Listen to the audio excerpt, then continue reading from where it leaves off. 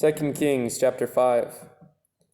Naaman, commander of the army of the king of Syria, was a great man with his master and in high favor, because by him the Lord had given victory to Syria.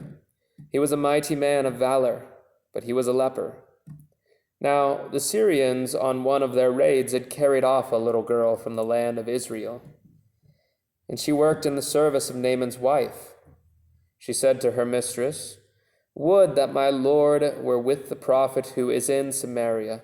He would cure him of his leprosy." So Naaman went in and told his Lord. Thus, and so spoke the girl from the land of Israel. And the king of Samaria said, "Go now, and I will send a letter to the king of Israel." So he went, taking with him 10 talents of silver, 6,000 shekels of gold, and 10 changes of clothing. And he brought the letter to the king of Israel, which read, "When this letter reaches you, know that I have sent to you Naaman my servant, that you may cure him of his leprosy." And when the king of Israel read the letter, he tore his clothes and said, "Am I God, to kill and to make alive, that this man sends word to me to cure a man of his leprosy? Only consider and see how he is seeking a quarrel with me." But when Elisha, the man of God, heard that the king of Israel had torn his clothes, he sent to the king, saying, "Why have you torn your clothes? Let him come now to me, that he may know that there is a prophet in Israel." So Naaman came with his horses and chariots and stood at the door of Elisha's house. And Elisha sent a messenger to him, saying, "Go and wash in the Jordan 7 times, and your flesh shall be restored, and you shall be clean." But Naaman was angry and went away, saying, "Behold, I thought that he would surely come out to me and stand and call upon the name of the Lord his God, and wave his hand over the place and cure the leper. Are not Abana and Pharpar, the river of Damascus, better than all the waters of Israel? Could I not wash in them and be clean?"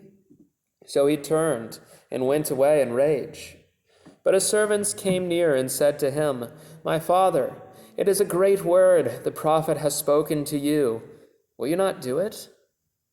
Has he actually said to you, 'Wash and be clean'?" So he went down and dipped himself 7 times in the Jordan according to the word of the man of God.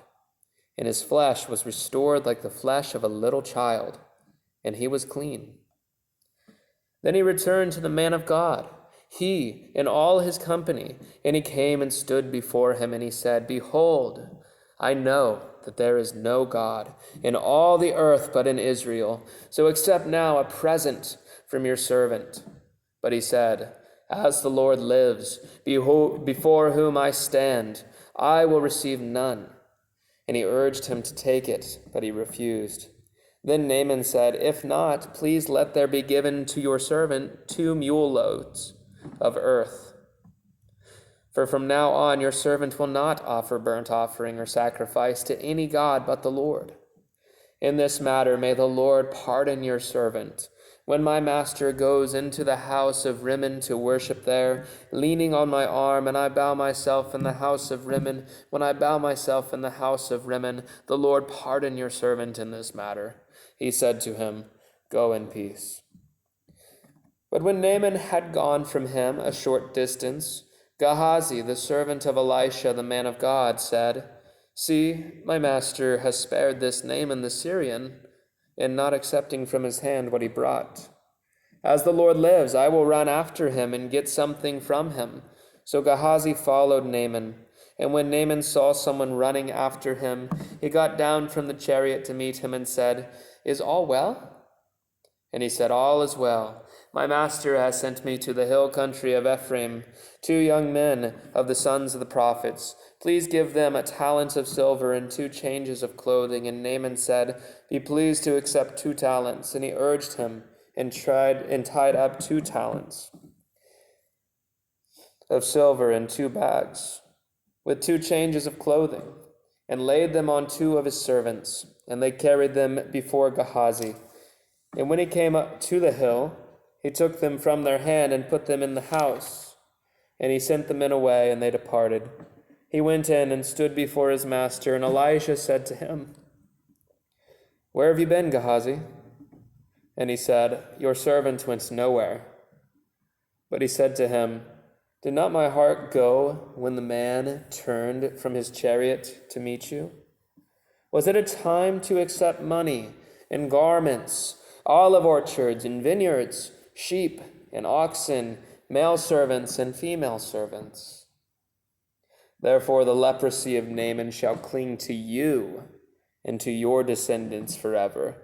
So he went out from his presence a leper like snow.